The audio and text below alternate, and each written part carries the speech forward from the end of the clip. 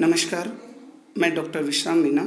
Assistant professor history, government college Bandikui. इतिहास विषय में रुचि रखने वाले सभी विद्यार्थियों, अध्येताओं और इतिहासकारों का हार्दिक अभिनंदन और स्वागत करता हूं।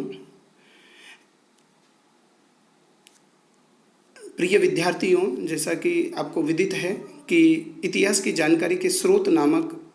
पूर्ववर्ती मेरे व्याख्यान में इतिहास की जानकारी के स्रोतों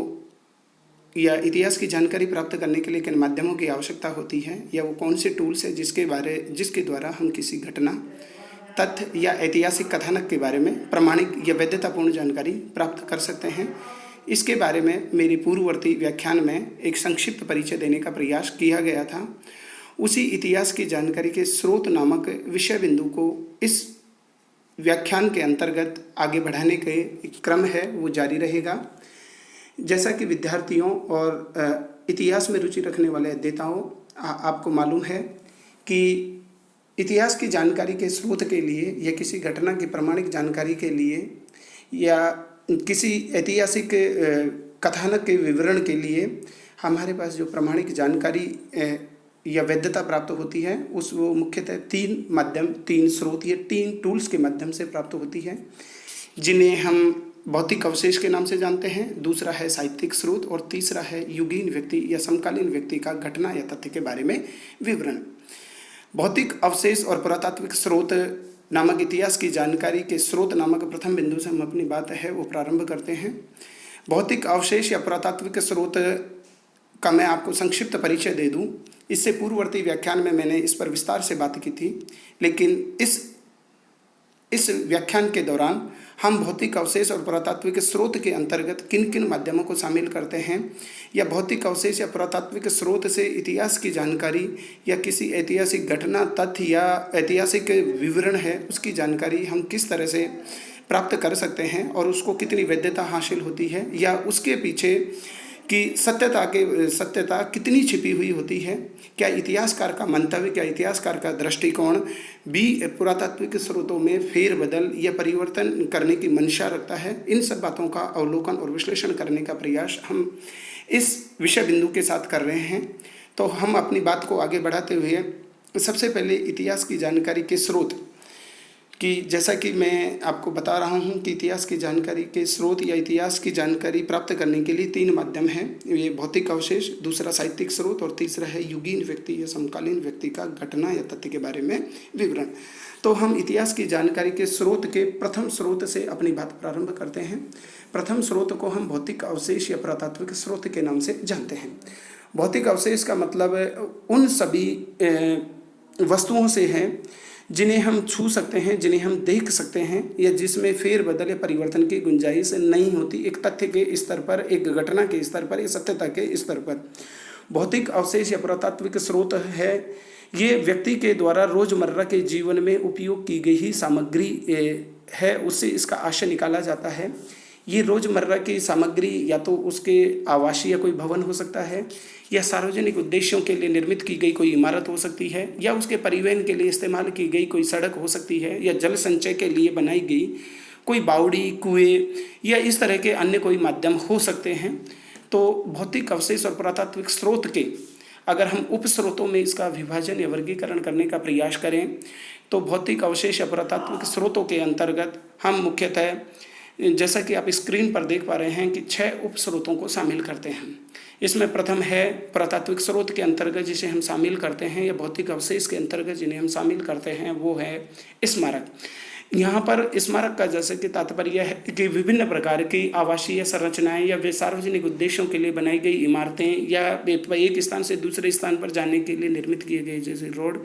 या धार्मिक उद्देश्यों के लिए या इबादत के लिए निर्मित किए गए पूजा स्थल है या जल संचय के लिए निर्मित की गई ही बावड़ियाँ हैं या विभिन्न प्रकार के जैसे कि मंदिरों का निर्माण है, उन सबको हम स्मारक के अंतर्गत शामिल करते हैं। भौतिक अवशेष या पुरातात्विक स्रोत के अंतर्गत जिस दूसरे स्रोत की मैं बात कर रहा हूँ वो है मृदभांड या विभिन्न प्रकार के बर्तन। मृदभांड या विभिन्न प्रकार के बर्तन वो है जिसे मनुष्य अपने रोजमर्रा के जीवन में अपनी सुविधा के लिए विभिन्न प्रकार के बर्तन या मिट्टी के बर्तनों का जो इस्तेमाल करता है, अगर वो किसी स्थान से हमें उपलब्ध होते हैं या पुरातत्ववेताओं को खुदाई के दौरान वो मिलते हैं, तो उससे उस काल के व्यक्ति के बारे में, जिस काल के व्यक्ति के बारे में हम बात कर रहे होते हैं, उस काल के व्यक्ति की तकनीकी प्रगति के बारे में ज्ञान हमें मिलता है,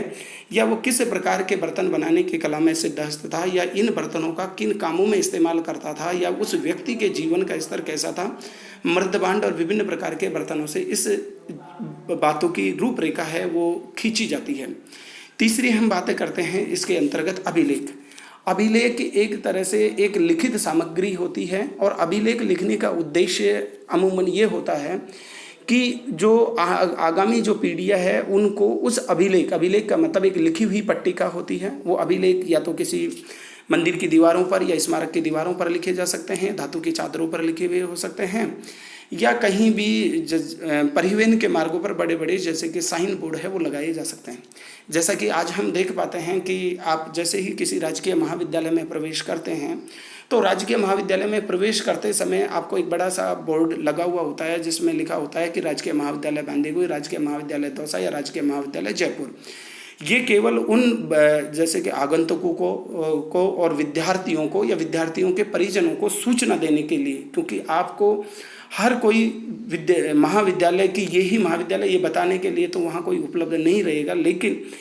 इन अभिलेखों के माध्यम से ये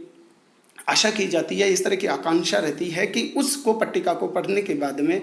जो भी विद्यार्थी है या उनके परिजन है या जो भी उस महाविद्यालय के अंदर आना चाहते हैं उनको ये जानकारी मिल जाए, हाँ महाविद्यालय की यही बिल्डिंग है।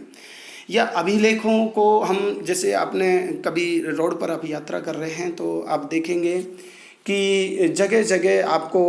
अगर आप जयपुर से स्टार्ट हुए हैं और आपको आगरा जाना है तो आपको जगह जगह एक पिल्लर है, पत्थर के स्तंभ है, वो खड़े हुए मिलते हैं और उसमें आपको ये बता दिया जाता है कि आगरा की डायरेक्शन क्या है, या आप इधर दिल्ली रूट पर किधर से जाएंगे, या आगरा यहाँ से कितने डिस्टेंस की दूरी पर हैं। तो उनको लिखने का सिर्फ ये प्रयोजन होता है कि यात्री को या जो राहगीर है उसके पथ प्रदर्शन है वो आसानी से हो सके और उसको किसी से पूछने की आवश्यकता नहीं हो कि वो दिशा से भटक गया है या सही दिशा या सही मार्ग का अनुसरण कर रहा है। तो उन्हें हम अभिलेख कहते हैं। और अभिलेख आज भी जैसे आप महाविद्यालय में प्रवेश करते हैं और आपको लगता है कि आपके क्लासरूम कक्ष संख्या 5 में आवंटित की गई है, तो आप पूरी महाविद्यालय की बिल्डिंग के अंदर कम से कम 50 या 100 कमरे होते हैं और कक्ष संख्या 5 पर 5 लिखा हुआ होता है। ये एक तरह का अभिलेख है जिससे विद्यार्थियों को आसानी से ये सुविधा मिल जाए कि वो कक्ष संख्या 5 देखें और उसके अंदर जाकर के अपनी अध्ययन सुविधा प्राप्त कर सकें। तो अभिलेखों का मनुष्य की विकास यात्रा को समझाने के लिए या ऐतिहासिक तथ्य या घटना के बारे में जानकारी देने में अति महत्वपूर्ण योगदान है। और इतिहास में जो इतिहासकार है या पुरातात्विक जो वेत्ता है, पुरातत्ववेत्ता है, वो अभिलेखों के माध्यम से एक काल विशेष का इतिहास का है लेखन करता है या घटनाओं या तथ्यों को समझाने का प्रयास करता है कि इस काल का व्यक्ति है वो अपने विचार, अपने भावों और अपने उद्देश्यों को लेकर के किस तरह से सजग था। चौथी हम पुरातात्विक स्रोतों के अंतर्गत बात करते हैं सिक्के, क्योंकि सिक्के क्या होता है कि आर्थिक व्यवस्था या आर्थिक विनिमय का एक माध्यम होते हैं और हर युग के सिक्के उस युग की आर्थिक प्रगति और तकनीकी प्रगति और जैसे कि मुद्रा शास्त्र या धातु शास्त्र के बारे में हमको नवीन जानकारी प्रदान करते हैं। तो हर युग के सिक्के हैं वो जो पुरातत्ववेताओं के द्वारा या मुद्रा शास्त्रियों के द्वारा बरामद किए जाते हैं और उनके माध्यम से हमें बहुत सारी चीज़ों का पता चलता है। एक समय विशेष की सामाजिक, राजनीतिक, आर्थिक, धार्मिक और सांस्कृतिक प्रगति के बारे में हमें जानकारी उन सिक्कों से मिलती है और सिक्कों से संबंधित अध्ययन को हम न्यूमिस्मेटिक्स या मुद्रा शास्त्र के नाम से जानते हैं। अब हम बात करते हैं कि पुरातात्विक स्रोतों के उपस्रोत के 5वें बिंदु की, जिसमें विभिन्न प्रकार की मूर्तियाँ आती हैं। व्यक्ति ने अपने धार्मिक जो मनोभावों को, अपने धार्मिक जैसे कि संवेदनाओं को व्यक्त करने के लिए या देवत्व को अपने साकार रूप में प्रत्यक्षित करने के लिए विभिन्न प्रकार की मूर्तियों का निर्माण किया जाता है और विभिन्न प्रकार की मूर्तियों के माध्यम से उसमें आराधना और भक्ति है उसका अनुपम संयोग होता है। तो ये मूर्तियाँ किसी जैसे कि व्यापारी वर्ग के द्वारा बनाई जाती है या शासक वर्ग के द्वारा बनाई जाती है या निजी व्यक्ति के द्वारा भी विभिन्न प्रकार के उद्देश्यों के लिए मूर्तियाँ बनाई जाती है, और ये मूर्तियाँ एक नियत जगह पर स्थापित की जाती है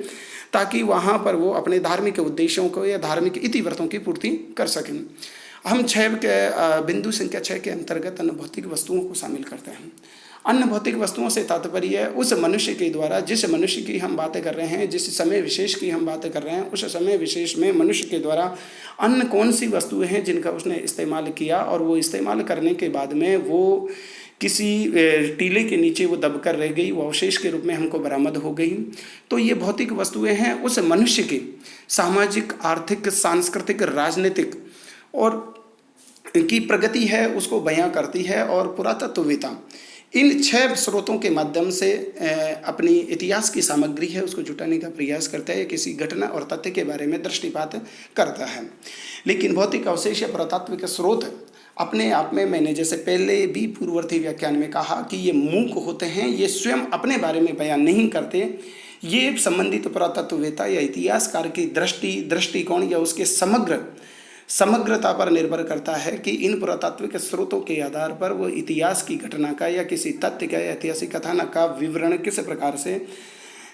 विद्यार्थियों के समक्ष या अध्येताओं के समक्ष प्रस्तुत करता है। पुरातात्विक स्रोत को हमें प्रमाणिक साबित करने के लिए